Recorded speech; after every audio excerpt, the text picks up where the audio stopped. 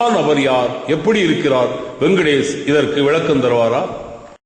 அவர் பிதாவாக இருக்கிறார், அவர் பரிசுத்த ஆவியானவராக இருக்கிறார் நம்ம சொல்லிட்டு இருக்கோம். ஏன்னா வேதாகமம் நமக்கு அப்படித்தான் போதித்து கொண்டிருக்கிறது. அவர் பிதா, அவர் குமாரன், அவர் பரிசுத்த ஆவி. அவர் பிதா, அவர் குமாரன், அவர் பரிசுத்த ஆவி. அதை விசுவாசியாமல் அவிசுவாச கூட்டத்தில் வெங்கடேஷ் இருக்கிறார். அப்போ வசனத்தை, ஒரு வசனத்தை புரிந்துகிட்டவர்களுக்கு இன்னொரு வசனத்தை ஏன் புரிந்து கொள்ள முடியல? கொஞ்சம் சிந்திக்கணும். ஏன்னா நம்ம பார்வை மட்டுமல்ல வேதாகமத்தினுடைய முழு வசனங்களையும் அப்போஸ்தலர்கள் எப்படி சொல்லிக் கொடுத்தாங்கன்றது மட்டுமல்ல, இயேசு கிறிஸ்து எப்படி சொல்லிக் கொடுத்தார், அவரை பின்பற்றி வந்த அப்போஸ்தலர்கள் எப்படி கற்றுக் கொடுத்தாங்க, அதை தான் நம்ம சிந்திக்கணும். ஏதோ வெளியிலிருந்து படிக்கிற இஸ்லாமியர்களை போல அல்லது வெளியிலிருந்து படிக்கிற மற்ற மார்க்கத்தாரை போல நம்மும் சிந்தித்துக் கொண்டிருப்போமானால் நிச்சயமாக வேத சத்தியத்தை நாம் உணர்ந்து கொள்ள முடியாது. உலக தோற்றத்துக்கு முன்பாகவே நீர் என்னில் அன்பாய் இருந்தது போல என்று சொல்லி இயேசு சொல்லுகிறார் என்று சொன்னால், பிதாவை குமாரன் அன்றைக்கே அன்பாக இருந்தார் என்று சொன்னால், பிறகு எப்படி பிதா பூமிக்கு வரும்போதுதான் குமாரனாக வந்தார் எப்படி என்று சொல்ல முடியும்? அங்கே நித்திய ரூபமுடைய ஒருவர் இருந்திருந்தால் மரியாளின் வயிற்றில் எப்படி வந்தார், எப்படி வருவார்? இயேசு அதரிசனமான அல்லது ஆவியான தேவனுடைய தற்சுரூபம் என்று எழுதியிருக்கிறது. அப்படியானால் ஆவியான தேவன் தனக்கென எடுத்த சரீரம்தான் குமாரன். 2, 3 ஆவியும் இல்லை, ரூபமும் இல்லை, ஒரே தேவன் தான் உண்டு, அவர் ஆவி. அந்த தேவன் இயேசு என்ற பெயரில் மாம்ச சரீரத்தில் மனிதனாக வெளிப்பட்டார். அவர்தான் தேவன். அப்ப அந்த மகிமை உடையவராக, அவர் தம்மில் தாமே அன்பு செலுத்தக்கூடியவராக நித்திய திரியேக தேவனாக இருக்கிறார் என்பதுதான் வேதாகமம் சொல்லுகிற வசனமாக இருக்கிறது. அதுல நம்ம தெளிவாக இருக்கணும். ஏனென்று சொன்னால் இது போன்ற குழப்பங்கள் வருகிறதற்கு வாய்ப்புகள் உண்டு. ஏன்னா சில வசனங்களை நம்ம வாசிக்கும் பொழுது, என்ன பிரதர் இப்படி இயேசு கிறிஸ்து அவரே சர்வத்துக்கு மேலான தேவன் சொல்லப்பட்டிருக்கு, தேவன் மாம்சத்தில் வெளிப்பட்டார் என்று சொல்லி சொல்லப்பட்டிருக்கு அப்படின்னு அவங்களுடைய கேள்வி உண்மைதான். ஏன்னா அவர்களுடைய அந்த கேள்விக்கான அடிப்படை என்னன்னா, அவங்க முழுமையா வேதத்தை ஆராயல. அவங்கள நம்ம தப்பு சொல்ல விரும்பல. முழுமையாக வேதாகமத்தை ஆராய்ந்ததாக கூறு வெங்கடேஷ், மாம்சத்தில் மனிதனாக வெளிப்பட்டவரும் தொழுகைக்குரியவராக இருக்கிறவரும் இயேசு கிறிஸ்து ஒருவதான் என்றதான இத்தனை வசனங்களை பொய்யாக்கினாரே. இவர் சீசன்கள் வழியாக சீசனாகவில்லை, வேதாகமத்தில் உள்ள தேவ சபையில் அங்கம் வகிக்கவில்லை, இயேசு கிறிஸ்துவின் நாமத்தில் ஞானஸ்தானம் பெற்றவர்களுக்காக எழுதின நிருபங்களை போதிக்கும் உரிமையும் பெறவில்லை. இதை அறியாமல் ஆகாயத்தில் சிலம்படிக்கிறாரே. சில வசனங்கள் அவனுக்கு முரண்படுது. ஆனா நம்மளுடைய விசுவாசம் என்ன? இயேசு இந்த பூமிக்கு வந்த பொழுது தன்னுடைய மனுஷீகத்துக்குள்ளாக தெய்வீகத்தோடு கூட தான் இந்த பூமிக்கு வந்தார். அந்த தெய்வீகத்தை தனக்குள்ளாக அவர் வைத்திருந்தார் என்பதுதான் நம்முடைய விசுவாசம். அப்ப இந்த உலகத்தில் இருக்கும் பொழுதே அவர் மனுஷீகத்தில் இருந்த போது போலவே அவர் தெய்வீகத்திலும் இருந்தார். இயேசு மனுஷீகத்தில் எருசலேமில் மனித குமாரனாக இருந்தார். அதே நேரத்தில் பிதாவாக வானத்திலும் பூமியிலும் உலகம் அனைத்திலும் ஆவியான தேவனாக இருந்தார். இவ்வாறு ஆவியானவராகவும் ரூபமானவராகவும் செயல்பட்ட தேவனுடைய பெயர்தான் இயேசு. இதை மறுதலிப்பதுதான் திருத்துவம். எப்படி ஒரு மனுஷனை போல அவர் சாப்பிடுகிறார், அவர் தூங்குகிறார், அப்படி சாதாரண மனுஷனை போல இருந்தாரோ அது போலவே தெய்வீகத்தில் அவர் எப்படி இருந்தார் என்று சொன்னால் பிதாவை அறிந்தவராக இருந்தார். ஏன்னா இந்த சாதாரண மனுஷனாலும் பிதாவை அறிய முடியாது. ஆனால் பிதாவை நான் அறிந்திருக்கிறேன், அவர் செய்கிறது எதுவோ அதை நான் காண்கிறேன், அவர் செய்கிறது எதுவோ அதைத்தான் குமாரன் செய்கிறார் என்று சொல்லி இயேசு சொல்லுகிறதை பார்க்கிறோம். ஏன் அப்படி சொல்லுகிறார்? அவர் தன்னுடைய தெய்வீகத்தில் இருப்பதனாலதான் அவர் பிதாவை அவர் காண முடிந்தவராக இருக்கிறது. யோவான் 4:21 படி தெய்வீகத்தில் தேவன் ஆவியா இருக்கிறார், அவர்தான் மனிதனாக வெளிப்பட்டார். அந்த இயேசுதான் என்னை கண்டவர் பிதாவை கண்டான் என்று கூறினார். அதை ஏன் வெங்கடேஷ் விசுவசிக்கவில்லை? இந்த வெங்கடேஷ் தானே அவர்தான் பிதா, அவர்தான் குமாரன், அவர்தான் பரிசுத்தாவி என்று கூறினார். இதில் அவர் என்று வெங்கடேஷ் கூறினது யாரை? அவருடைய பெயர் என்ன? ஆகாயத்தில் சிலம்படிக்கிறாரா? யானை பாறை போல் தான் இருக்கிறது என்கிறாரா? அப்ப எல்லாம் ஏன் பழைய ஏற்பாட்டில் யெகோவா தேவன் என்று சொல்லப்படுகிறவர் தானே இயேசு அப்படின்னு சொல்லி அவங்க பலவிதமான வசனங்களை வச்சாங்க. அதெல்லாம் நமக்கு ஆதாரமான வசனங்கள் தான். எந்த இடத்துலயுமே பழைய ஏற்பாட்டில் வெளிப்பட்டது பிதா, புதிய ஏற்பாட்டில் பிதா அனுப்பினவர் சின்ன கடவுள்னு சொல்லுகிறவர்கள் அல்ல. நம்ம அதை முதல்ல புரிந்துக்கணும். ஏன்னா இயேசு கிறிஸ்து தான் பழைய ஏற்பாட்டிலே தீர்க்கதரிசிகளுக்கு வெளிப்பட்டார் என்பதுதான் நம்முடைய வார்த்தை. அதுல நமக்கு எந்த விதமான ஒரு சந்தேகம் இல்லை. அதனால அவங்க தவறா புரிந்து கொண்டார்கள். நிச்சயமா இப்ப புரிஞ்சிருப்பாங்கன்னு நினைக்கிறேன். ஏன்னா யெகோவா என்கிற பெயரிலே வெளிப்பட்ட அதே தேவன் தான் குமாரனாக இயேசு கிறிஸ்துவாக இந்த பூமியிலே மனுஷ ரூபம் எடுத்தார் என்பதுதான் எங்களுடைய அடிப்படை விசுவாசமாக இருக்கிறது. ஆனால் எங்களுடைய தேவன் பிதா, குமாரன், பரிசுத்தாவி என்கிற திரியேக தேவன். உன் மீட்பெரும் தாயின் கற்பத்தில் உன்னை உருவாக்கினவருமான கர்த்தர் சொல்லுகிறதாவது, நானே எல்லாவற்றையும் செய்கிற கர்த்தர். நான் ஒருவராய் வானங்களை விரித்து நானே பூமியை பரப்பினவர் என்றாரே. இதை அறியாமல் ஆளனும் குழுவும் 1ஆம் நபர், 2ஆம் நபர், 3ஆம் நபர், மூவரும் தனித்தனி நபர்கள் என்று கூறு வைக்கிறார்களே, காரணம் என்ன? பிதாவை ஒருவனும் காண முடியாது என்று சொல்லப்பட்டது போலதான் அதைத்தான் நாங்கள் விசுவாசிக்கிறோம். அதைத்தான் குமாரனாகிய இயேசு கிறிஸ்து பழைய ஏற்பாட்டிலும் வெளிப்படுத்தினார், புதிய ஏற்பாட்டிலும் வெளிப்படுத்தினார். அதைத்தான் நம்ம தெளிவாக சொல்லுகிறோம். 1 பேதுரு 1:10-11 தீர்க்க தரிசனம் சொன்ன மோசே, ஏசாயா, மீகா போன்றவர்களில் இருந்த ஆவி கிறிஸ்துவின் ஆவி என்றும் கிறிஸ்துதான் சிலுவைக்கு வந்து பாடுபடுகிறார் என்றும் எழுதியிருக்கிறது. அவ்வாறு தீர்க்க தரிசிகளிலும் உலக மனத்திலும் ஆவியான தேவனாகவும் மரியாள் மூலம் மனித அவதாரம் எடுத்து எருசலேமில் மனுஷகுமாரனாகவும் செயல்பட்ட ஒருவரைத்தான் வெங்கடேஷ் திருத்துவர் என்கிறாராம். அடுத்தது நம்ம சொன்னோம், இல்லையே அவங்க ஒருத்தர் தானே திரும்ப கேட்கிறாங்க. ஆனால் யோவான் எழுதின சுவிசேஷம் ஆரம்பத்திலே அருமையான சகோதரர் சொல்லிட்டாங்க. 14 அதிகாரத்தினுடைய 16ஆம் வசனத்துல நம்ம வாசிக்கும் பொழுது வேறொரு தேற்றரவாளனை அனுப்புவார்னு அவங்க தெளிவாக சொல்லப்பட்டிருக்கிறது. அடுத்து பாருங்க, 14 அதிகாரத்தினுடைய 26ஆம் வசனத்தை வாசிக்கலாம். யோவான் எழுதின சுவிசேஷம் 14:26. என் நாமத்தினாலே பிதா அனுப்ப போகிற பரிசுத்த ஆவியாகிய தேற்றரவாளன். என் நாமத்தினாலே பிதா அனுப்ப போகிற பரிசுத்த ஆவியாகிய தேற்றரவாளன். இதுலயே திரியேக தேவன்கிறது நம்ம தெளிவா புரிஞ்சுக்கலாம். இதுல போய் ஒரு பெரிய ஒரு விஞ்ஞான ஆராய்ச்சியெல்லாம் நமக்கு தேவையே இல்லை. என் நாமத்தினாலே பிதா அனுப்ப போகிறார். என் நாமத்தினால நான் அனுப்ப போகிறேன்னு அவர் சொல்லல. என் நாமத்தினாலே பிதா அனுப்ப போகிறவர், அவரை நான் அனுப்புவேன். ஏன்னா பிதா அனுப்பும் போது நான் அனுப்புற மாதிரி தான். ஏன்னா எங்கள் தேவத்துவத்திலே எங்கள் திரியேக தேவன் அடங்குவார்கள். அதை தான் நீங்க திரும்ப புரிஞ்சுக்கணும். நாங்க எங்கள் தேவன் சொல்லுகிறவர், அவர் திரியேக தேவனை குறிக்கக்கூடியவர் தான். அவர் பிதா, அவர் குமாரன், அவர் பரிசுத்தாவி. பிதா, அவர் குமாரன், அவர் பரிசுத்தாவி. அதை நீங்க புரிந்து கொள்ளாதனாலதான் பல நேரங்கள்ல தடுமாறுகிறீங்க. உங்களால வேதத்தை கண்டிப்பா டிஃபெண்ட் பண்ண முடியாது. தேவன் தான் மோசேயை நோக்கி, நான் யெகோவா என்றார். கர்த்தராகிய யெகோவா தான் நித்திய கன்மலை. அந்த கன்மலை கிறிஸ்துவே. கிறிஸ்து இயேசுவே கர்த்தர். கர்த்தர் தான் தேவன். இயேசு கிறிஸ்துவே மகாதேவனும் சர்வத்துக்கு மேலான தேவனாயிருக்கிறார். இதை அறியாமல் இயேசு குமாரன் தான் தேவன் அல்ல என்று கூறி தேவனை தேவர்களாக்கி யானை தூண் போல் தான் இருக்கிறது என்கிறாரே வெங்கடேஷ். கொஞ்சம் கேள்வி மேல அதிகமா கேள்வி கேட்க ஆரம்பிச்சா என்ன சொல்லுவீங்க? மாமிசத்துல சிந்திக்கிறீங்க, மாமிசத்தை பாக்குறீங்க. அப்படி இருக்கிறவங்க இந்த விவாதத்துக்கு வந்திருக்க கூடாது. விவாதம்னு வந்துட்டாலே மாமிசம் இல்லாம எப்படி விவாதிப்பீங்க? யோசிச்சு பாருங்க. வேதத்தை ஆராய்ஞ்சு விவாதிக்கணும் வந்துட்டு கேள்விகள் வச்ச உடனே நீங்க மாமிசத்தில் சிந்திக்க கூடாது, அது ஆவியில சிந்திக்கணும். அப்ப ஆவியிலே இருந்துட்டு போயிருக்க வேண்டியதானே? ஏன் மாமிசமா இங்க வந்தீங்க விவாதத்துக்கு? கொஞ்சம் சிந்திச்சு பார்க்கணும். அப்ப விவாதம்னு வந்துட்டு இங்க வந்துட்டு ஆவியில சிந்திக்கணும், ஆவியா பார்க்கணும், ஆவியா சிந்திக்கணும். வீட்டுல உட்கார்ந்து பார்த்துருக்கணும். வீடியோ கேமரா வச்சுக்கிட்டு இந்த இடத்துல வந்து உட்கார்ந்துக்கிட்டு ஆவியில எப்படி சிந்திக்க முடியும்? மாமிசத்துல தான் பேசிக்கிட்டு இருக்கிறோம், மாமிசத்துல தான் சிந்திச்சுட்டு இருக்கிறோம், மாமிசத்துல தான் இது பண்றோம். வசனங்களை எடுத்து பேசும்போது மாமிசத்துல தான் பேசி ஆகணும். இந்த இடத்துல ஆவியில தான் பேசணும்னா நம்ம யாருமே பேசிட்டு இருக்க முடியாது. கேமரா எல்லாம் ஆஃப் பண்ணிட்டு தான் உட்கார்ந்துட்டு இருக்கணும். ஆவிக்குரியதை ஆவிக்குரியபடிதான் பார்க்க வேண்டும். ஏனென்றால் யோவான் 1ஆம் அதிகாரம் 12-13 அவருடைய நாமத்தின் மேல் விசுவாசம் உள்ளவர்களாய் அவரை ஏற்றுக்கொண்டவர்கள் எத்தனை பேர்களோ அத்தனை பேர்களும் தேவனுடைய பிள்ளைகள் ஆகும்படி அவர்களுக்கு அதிகாரம் கொடுத்தார். அவர்கள் இரத்தத்தினாலாவது மாம்ச சித்தத்தினாலாவது புருஷனுடைய சித்தத்தினாலாவது பிறவாமல் தேவனாலே பிறந்தவர்கள் என்று எழுதியிருக்கிறது. தகப்பனுக்கு பிறந்த வெங்கடேஷ் எப்படி எப்போது தேவனால் பிறந்தார்? 1 தெசலோனிக்கேயர் 3ஆம் அதிகாரத்தினுடைய 13ஆம் வசனத்தை நாம் வாசிக்கும் பொழுது 1 தெசலோனிக்கேயர் 3ஆம் அதிகாரம் 13ஆம் வசனம். இவ்விதமாய் நம்முடைய கர்த்தராகிய இயேசு கிறிஸ்து தமது பரிசுத்தவான் அனைவரோடும் கூட வரும்போது நீங்கள் நம்முடைய பிதாவாகிய தேவனுக்கு முன்பாக பிழையற்ற பரிசுத்தமுள்ளவர்களாய் இருக்கும்படி. பாருங்க, நம்முடைய கர்த்தராகிய இயேசு கிறிஸ்து தமது பரிசுத்தவான்கள் அனைவரோடு கூட வரும்போது நம்முடைய பிதாவாகிய தேவன்.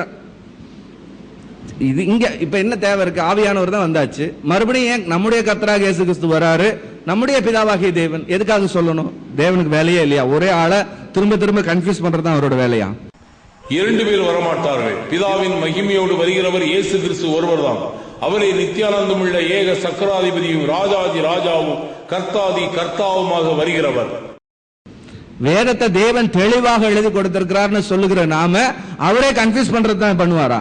கொஞ்சம் சிந்திச்சு பார்க்கணும். பரிசுத்த ஆவியானவர் எதை விளக்குவார்? அப்போஸ்தலர் மூலமாக தெளிவாக விளக்குவார்னு சொல்லிட்டு அவரே கன்ஃபியூஸ் பண்ணக்கூடியவரா? ஒரே ஆளை பத்தி 3 டைம் 3 மாதிரி சொல்லுவாரா? சொல்ல மாட்டார். ஒரே தேவன் 3 ஆள் தத்துவங்களில் செயல்படுது. இதுல தெளிவாக வேதம் நமக்கு கற்றுக் கொடுக்கிற உபதேசம் தான், அப்போஸ்தலர் நமக்கு கற்றுக் கொடுக்கிற உபதேசம் தான். இதுல என்ன அப்போஸ்தல உபதேசம்? அப்போஸ்தலர் சொன்னது தானே இப்ப படிச்சுட்டு இருக்கிறோம் நம்ம. இது எல்லாம் நம்ம பரிசுத்த வேதாகமத்துடைய புதிய ஏற்பாடு அப்போஸ்தலர் எழுதி கொடுத்தது தானே, அவர்கள் மூலமாக வெளிப்பட்டது தானே. அது என்ன மத்தேயு, மார்க்கு, லூக்கா, யோவான் மட்டும் வேற ஆளுகள் எழுதுனதும் பிறகு நிருபங்கள்லாம் அப்போஸ்தலர் என்ன கணக்குல யோசிச்சுட்டு இருக்கீங்க? கொஞ்சம் யோசிச்சு பாருங்க. அப்போஸ்தலனா என்னன்னு கேட்டாங்க. அனுப்பப்பட்டவர்கள் சொல்லி அதை அவங்க சொல்லல. ஆனால் பிரதான அப்போஸ்தலன் இயேசு கிறிஸ்துவை பத்தி சொல்லப்பட்டிருக்கு. ஏன்னா அவர் அனுப்பப்பட்டவர், அவர் பிதாவினால் அனுப்பப்பட்டவர்ங்கிறத வேதம் நமக்கு தெளிவாக சொல்லுவதை பார்க்கிறோம். எப்போது அனுப்பி எங்கே வந்து இறங்கினார் என்பதற்கான சரியான விளக்கம் கொடுக்க வேண்டாமா? தொடர்ந்து அப்போஸ்தலர் 7ஆம் அதிகாரத்தினுடைய 55, 56 வசனத்தை நாம் வாசிக்கலாம். அப்போஸ்தலர் 7ஆம் அதிகாரத்தினுடைய 55, 56 இப்படி சொல்லுகிறது. அவன் பரிசுத்த ஆவியினாலே நிறைந்தவனாய் வானத்தை அண்ணார்ந்து பார்த்து தேவனுடைய மகிமையையும் தேவனுடைய வலது பார்சத்தில் இயேசுவானவர் நிற்கிறதையும் கண்டு, இதோ வானங்கள் திறந்திருக்கிறதையும் மனுஷகுமாரன் தேவனுடைய வலது பார்சத்தில் நிற்கிறார். இப்ப வலது பாரசத்துல இயேசு கிறிஸ்துவோட வலது பக்கத்துல இடது பக்கத்துல கல்லர்கள் அடிக்கப்பட்டானா அது இயேசு கிறிஸ்து தான் சொல்லுவீங்களா? இயேசு கிறிஸ்துவோட வலது பக்கத்துல ஒரு கல்லன் அடிக்கப்பட்டான், இடது பக்கத்துல ஒரு கல்லன் அடிக்கப்பட்டான்னு சொல்லி இருக்குது. 3மே சேர்த்து ஒண்ணுன்னு சொல்ல போய் போல இருக்கு. 3 சிலுவையில் அடிக்கப்பட்டதும் ஒண்ணுதான் சொல்லுவீங்களா? இல்ல, நீங்க தெளிவா புரிஞ்சுக்கணும். வலது பக்கம்னா ஒரு பக்கம் இருக்கு, இடது பக்கம்னா ஒரு பக்கம் இருக்கு. அப்ப வேதமும் சொல்லுது தேவனுடைய மகிமையும் அவருடைய வலது பாசத்தில் நிற்கிற இயேசுவானவரையும் அவர் கண்டார்னு சொல்லப்படும் பொழுது, பரிசுத்த ஆவியானவரால் அவர் நிறைந்திருக்கிறார் என்று சொல்லும் பொழுது, திரியேக தேவனை இதுக்கு மேல வேற எங்க போய் நம்ம தேட முடியும்? வேதாகமும் அப்போஸ்தலரும் நமக்கு அழகாக கற்றுக் கொடுக்கும் பொழுது புதுசா நம்ம என்ன ஒரு கதை சொல்ல முடியுதுல? வானத்தையும் பூமியை நிரப்புகிற சமீபத்திற்கும் தூரத்திற்கும் தேவனாய் இருக்கிற அந்த ஆவியான தேவனுடைய வலது பாரிசம் அது, இடது பாரிசம் அது, முன் பாரிசம் அது, பின் பாரிசம் அது. முதலாவது ஊழியக்காரர்களில் வலது பாரிசம் என்றால் என்ன என்பதை அறிந்திருக்க வேண்டும். அதாவது அந்த தாவீது சீயோன் கோட்டையை பிடிக்கிறார். அது தாவீதுடைய நகரமாயிற்றென்றும் அங்கே அந்த தாவீது கர்த்தருடைய சிங்காசனத்தில் வீற்றிருந்தார் என்றும் கர்த்தருடைய யுத்தத்தை அந்த தாவீது செய்கிறார் என்றும் அங்கே வேதவசனம் சொல்லுகிறது. மட்டுமல்ல, 2 சாமுவேல் புத்தகம் 23ஆம் அதிகாரத்தை பார்க்கும் பொழுது நீதியாய் ராஜரீகம் பண்ணுற ஒருவர் இருப்பார் என்றும் ஆளுகை செய்வார் என்றும் எழுதியிருக்கிறது. அந்த தீர்க்க தரிசனம் தாவீதுக்கு கொடுத்த தீர்க்க தரிசனம் நிறைவேறுதல் தான் இயேசு கிறிஸ்து. சங்கீதம் 16:8 கர்த்தரை எப்போதும் என்னுடைய வலது பாரசத்தில் வைத்திருக்கிறேன் என்று தாவீது சொன்னார். வலது பாரசத்தில் அவர் இருந்தாரா? சங்கீதம் 110:1 நான் உம்முடைய சத்துருக்களை பாதப்படி ஆக்கி போடுவதை நீர் என்னுடைய வலது பாரசத்தில் உட்காரும் என்று கர்த்தரின் ஆண்டவருடைய சொன்னார் என்று எழுதியிருக்கிறது. அது மட்டுமல்ல, 5ஆம் வசனத்தில் உம்முடைய வலது பாரசத்தில் இருக்கிறவர் ராஜாக்களை வெட்டுவார் என்று சொல்லியிருக்கிறது.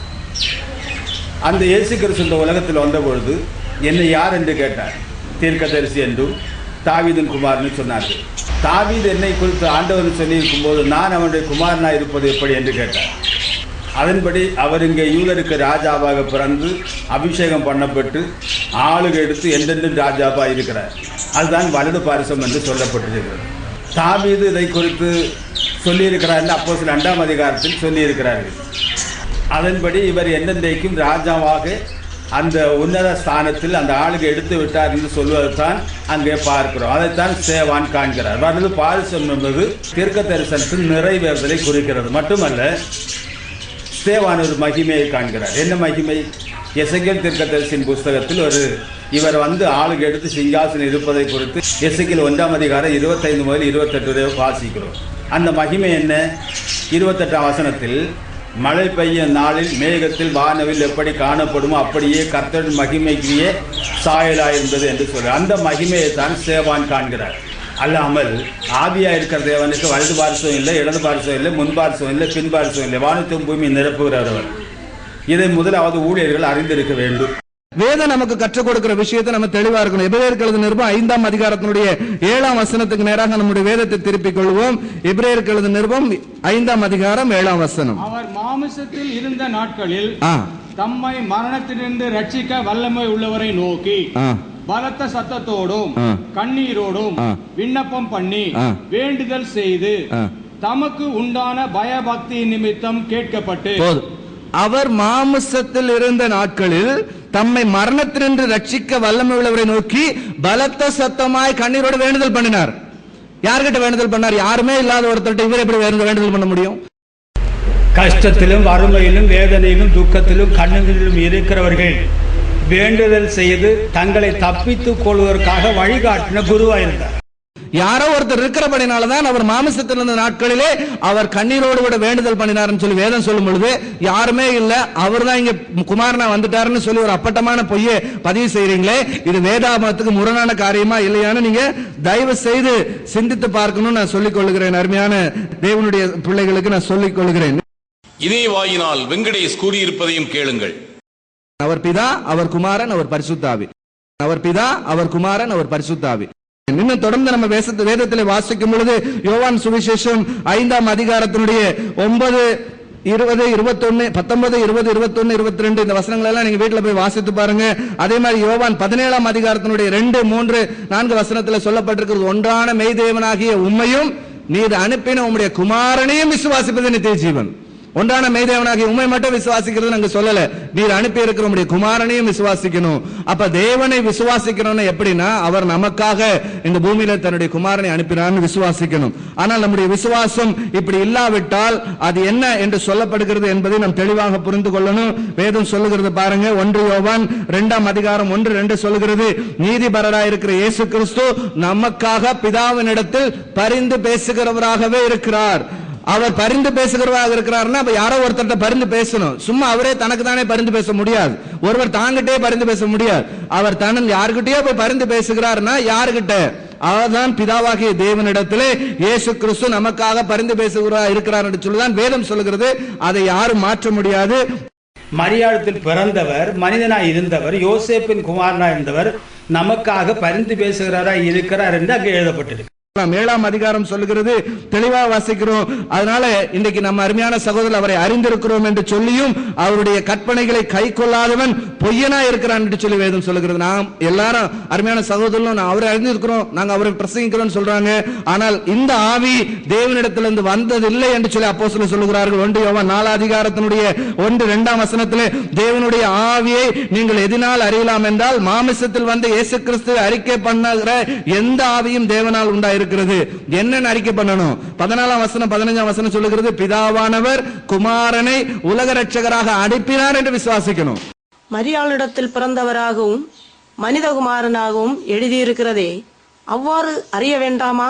மரியாளிடத்தில் மனிதனாக பிறந்தவரை இவர் மனிதன் அல்ல, தேவனிடத்திலிருந்து வந்தவர் என்று அறிவித்த யோவான் இவரே சத்திய தேவன் என்றும் அறிவித்தாரே. அவ்வாறு அறியவும் விசுவாசிக்கவும் வேண்டாமா? அது இல்லாமல் வேற எந்த விசுவாசமாக இருந்தாலும் அந்த ஆவி பிதாவின் இடத்தில் வந்ததல்ல, அது பிசாசினால் வந்த ஆவி. அது உலகத்தில் இன்றைக்கு கிறிஸ்தவத்தின் பெயர்ல இருக்கு, பல மார்க்கத்தின் பெயர்ல இருக்கு. அந்த ஆவியை தான் நீங்க பெற்றிருக்கிறீங்க அப்படிங்கிறது தயவு செய்து புரிந்து கொண்டு தவறான வழியிலிருந்து வேதத்தின் பக்கம் திரும்பும்படி உங்களை தயவு செய்து அழைத்து கொள்கிறேன். என்று சொன்ன வேதம் சொல்லுகிறது, இயேசுவானவர் தேவனுடைய குமாரன் என்று அறிக்கை பண்ணுகிறவனோ அவனில் தான் தேவன் நிலைத்திருக்க முடியும், அவனும் தான் தேவனில் நிலைத்திருக்க முடியும். அன்று இந்த இயேசு கிறிஸ்துவை தேவன் என்றோ தேவனுடைய குமாரன் என்றோ அறியப்படவில்லை. யோசப்பின் குமாரன் என்றும் இவன் தச்சனுடைய குமாரன் அல்லவா, இவன் தாய் மரியாள் என்பவள் அல்லவா, யாக்கோபு, யோசே, சீமோன், யூதா என்பவர்களுக்கு சகோதரிகள் அல்லவா, இவன் சகோதரிகள் எல்லோரும் நம்மிடத்தில் இருக்கிறார்கள் என்று இயேசுவை யோசப்பின் குமாரனாகத்தான் அறிந்திருந்தார்கள். இந்த இயேசுவை அவர்களுக்கு தேவனுடைய குமாரனாக விசுவசிக்க வைத்த அந்த யோவான் தான் நாம் சத்தியம் உள்ளவரை அறிந்து கொள்வதற்கு தேவனுடைய குமாரன் வந்து நமக்கு புத்தியை தந்திருக்கிறார் என்றும் அறிவோம். அவருடைய குமாரனாகிய இயேசு கிறிஸ்து என்னப்பட்ட சத்தியம் உள்ளவர்களுக்குள்ளும் இருக்கிறோம். இவரே மெய்யான தேவனும் நித்திய ஜீவனுமாய் இருக்கிறார் என்றும் எழுதியிருக்கிறாரே. அவ்வாறு இயேசுவை மெய்யான தேவன் என்று விசுவசியாமல் குமாரன் தான் என்று விசுவசிக்கிற வெங்கடேசை இயக்குவது பஞ்சகாவிதான் என்பது இங்கே உறுதியாகிவிட்டது. இயேசுதான் தேவன், அவர்தான் பிதா, அவர்தான் குமாரன் சொல்லுகிற அந்த ஆவி பிதாவின் இடத்திலிருந்து வந்தது அல்ல. நீங்கள் கேள்விப்பட்டிருக்கிற வஞ்சகத்தின் ஆவி என்பதை தயவு செய்து புரிந்து கொள்ள வேண்டும் என்று சொல்லி அருமையான சகோதரர்கள் எல்லாரையும் நான் வாழ்த்துகிறேன். இயேசுதான் தேவன், இயேசுதான் குமாரன், இயேசுதான் பரிசுத்த ஆவி என்று கூறுகிற ஆவி வஞ்சகத்தின் ஆவியாம். அந்த வாயினால் வெங்கடேசை கொண்டு தேவன் கூற வைத்திருப்பது என்ன கேளுங்கள். அவர் பிதாவாக இருக்கிறார், அவர் குமாரனாக இருக்கிறார், அவர் பரிசுத்த ஆவியானவராக இருக்கிறார். அவர் பிதா, அவர் குமாரன், அவர் பரிசுத்த ஆவி. இவர் கூறினபடியே இவரை ஏற்கிற ஆவி பொய்யனும் பொய்க்கு பிதாவுமாயிருக்கிற வஞ்சகாவிதான் என்பது இங்கே உறுதியாகிவிட்டது. நமக்குள்ளேயே தெரிந்து கொள்ளுகிறதுக்காக தான் இங்க பேசி இருக்கிறோம். இதுல ஒருத்தர் பகையெல்லாம் எதுவுமே கிடையாது. அதனால தயவு செய்து சத்தியத்தை அறிந்து கொள்ளுங்க. சத்தியம் உங்களை விடுதலையாக்கும் என்பதுதான் வேத வசனம் சொல்லுகிற வார்த்தையாக இருக்கிறது. கர்த்தராகிய இயேசு கிறிஸ்து தாமே உங்களை ஆசீர்வதிப்பாராக. பிசாசினால் வஞ்சிக்கப்பட்டு கிடப்பது யார் என்பதை கடைசியில் பார்க்கலாம். இப்பொழுது நமக்கு 30 நிமிடங்கள் இருக்கிறது. ஒரு கேள்விக்கு பதிலோடு சேர்த்து 3 நிமிடங்கள் தான் கொடுக்கப்படுகிறது. 3 கேள்விகள் நீங்கள் கேட்கலாம். அதே போல் மற்றவர்கள் நீங்கள் 7 கேள்விகள் உங்களுக்கு கொடுக்கப்பட்டிருக்கிறது. கேள்வியை மாத்திரம் சுருக்கமாக கேட்கணும். அதற்கேற்ற சுருக்கமான பதிலை நாம் பெற்றுக்கொள்ளப் போகிறோம். ஒவ்வொரு கேள்வியும் பதிலோடு கூட சேர்ந்து 3 நிமிஷங்கள். அருமையான சகோதரர் சொன்னார், இது மாதிரி விவாதம்னு வந்துட்டீங்க, ஏன்னா மாம்சத்தில் பேசுகிற பொழுது ஏன்னா இதில் எப்படி நீங்கள் ஆவியில் பற்றி பேசுகிறத பற்றி சொன்னீங்கன்னு ஒரு சொன்னார். அருமையான வார்த்தை. அந்த வார்த்தையை உண்மையிலே நான் வரவேற்கிறேன். ஆதலால் தேவனுடைய ஆவியினாலே பேசுகிற எவனும் இயேசுவை சபிக்கப்பட்டவன் என்று சொல்ல மாட்டான் என்றும் பரிசுத்த ஆவியினாலே அன்று இயேசுவை கர்த்தர் என்று ஒருவனு சொல்லக்கூடாது என்று உங்களுக்கு தெரிவிக்கிறேன். ஏன்னா பரிசுத்த ஆவி ஒரு மனுஷனுக்கு தெரிவிக்கலை அப்படின்னாக்கா இயேசுவை கர்த்தர்னு யாராலையும் சொல்லவே முடியாது. ஏன்னா இது மாம்ச பிரகாரமாக எவ்வளவு நேரம் பேசலான்னு சரிதான், உங்களால் இயேசுவை கர்த்தர்னு சொல்லவே முடியாது. பந்திகளுக்கு முன் முத்துக்களை போடாதீங்கன்னு வசனம் சொல்லுது. என்ன அதனால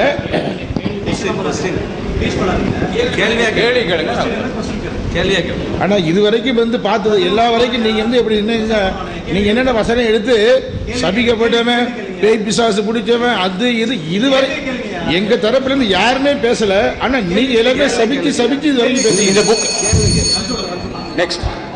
கர்த்தருடைய பரிசுத்த நாமத்துக்கு ஸ்தோத்திரம். தேவன் ஆவியா இருக்கிறார் என்று சொல்லப்பட்டிருக்கிறது. ஆனால் அப்போஸ்தலர் 20:28 தேவன் தான் நமக்காக ரத்தம் சிந்தினார் என்று கூறியிருக்கிறது. ரத்தம் சிந்தினது குமாரனா தேவனா? தேவனுக்கு ரத்தம் உண்டா? இதான் கேள்வி. எபிரேயருக்கு எழுதின நிருபத்தில் எபிரேயருக்கு எழுதின நிருபம் 2ஆம் அதிகாரத்தில், ஆதலால் பிள்ளைகள் மாம்சத்தையும் இரத்தத்தையும் உடையவர்களாயிருக்க அவரும் அவர்களைப் போல மாம்சத்தையும் இரத்தத்தையும் உடையவரானார். மரணத்துக்கு அதிகாரியான பிசாசானவனை தமது மரணத்தினாலே அழிக்கும்படி என்று சொல்லப்பட்டிருக்கிற இந்த மாம்சத்தில் வந்த இயேசு கிறிஸ்து தேவன் அல்ல, பிதா அல்ல என்பதை நீங்கள் அறிந்திருக்க வேண்டும். தேவன் மாம்சத்திலே வெளிப்பட்டார் என்றும் தேவன்தான் தமது இரத்தத்தை சிந்தினார் என்றும் மகிமையின் கர்த்தரைத்தான் சிலுவையில் அறைந்தார்கள் என்றும் பிள்ளைகளின் பிதாதான் பிள்ளைகளைப் போல மாம்சத்தையும் இரத்தத்தையும் உடையவர் ஆனார் என்றும் கூறியிருக்கும் போது இந்த சத்தியத்தை மறுதலிக்கிற இவரை ஏற்கிற தேவனுடைய ஆவியா? தேவன் சிலுவையில் ரத்தம் சிந்தினார் அப்படின்னு சொல்லி இருக்குது. இது ரத்தம் சிந்தனது தேவனா குமாரனா? தேவனுக்கு ரத்தம் உண்டான்னு தான் கேட்டார். தேவன் கர்த்தர் நாங்க சொல்ல. உயர வானத்திலும் தாழ பூமியிலும் கர்த்தரே தேவன் என்று மோசே கூறியிருக்கிறார். எலியாவின் காலத்திலும் கர்த்தரே தெய்வம் என்கிறார்கள். கர்த்தரே தேவன் என்று அறியுங்கள் என்கிறார் சங்கீதக்காரர்கள்.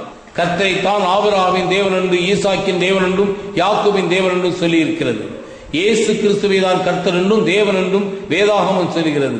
இதை மறுதலிக்கிறவரை ஏற்கிறது தேவனுடைய ஆவியா பிசாசின் ஆவியா?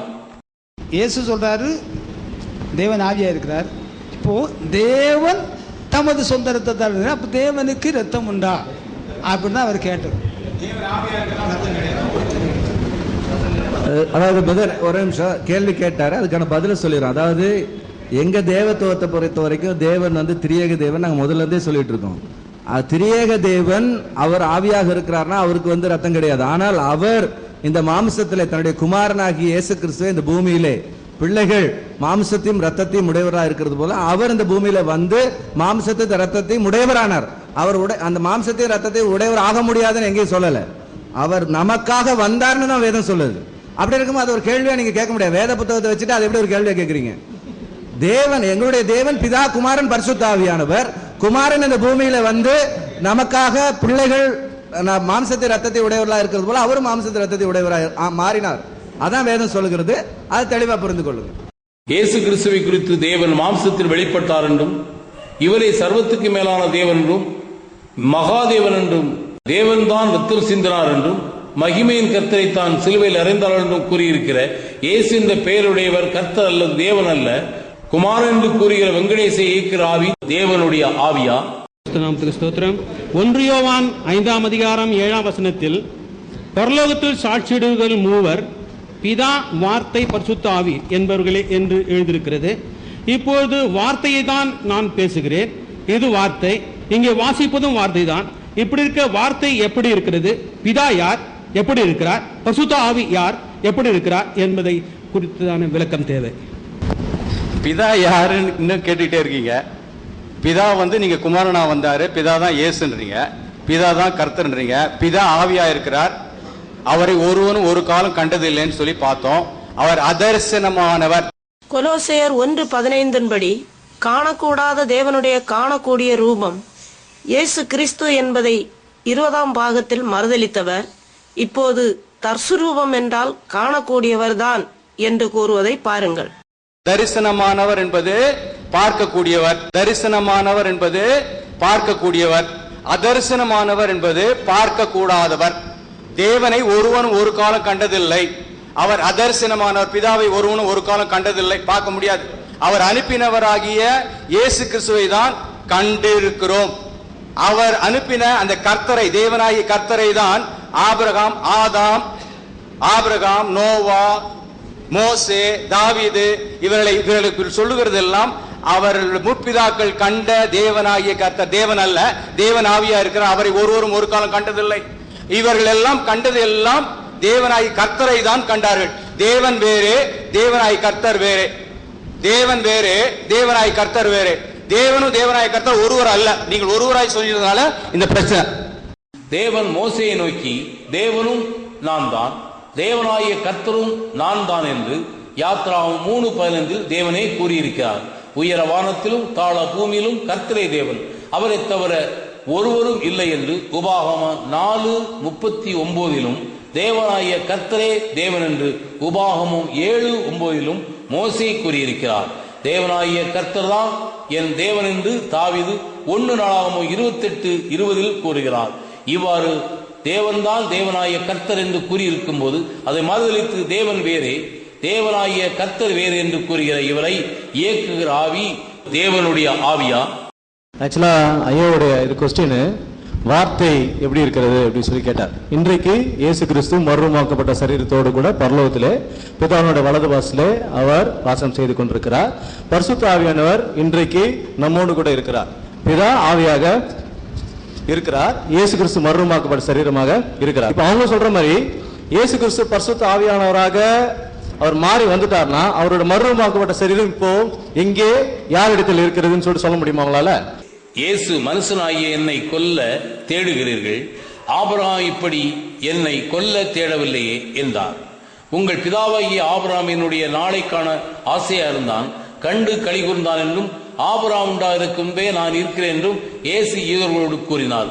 ஆவியானவரும் ரூபமானவரும் ஒருவராக இல்லாமல் வேறு வேறு நபர் என்றால் ஆபிரகாம் இடத்தில் ஆகாரம் புசித்து சென்றவர் மரியாளின் வயிற்றில் எப்படி வந்தார் என்றும் அந்த சரீரத்தை எங்கே மறைத்து வைத்திருந்தார் என்றும் விளக்கம் தருவார்களா?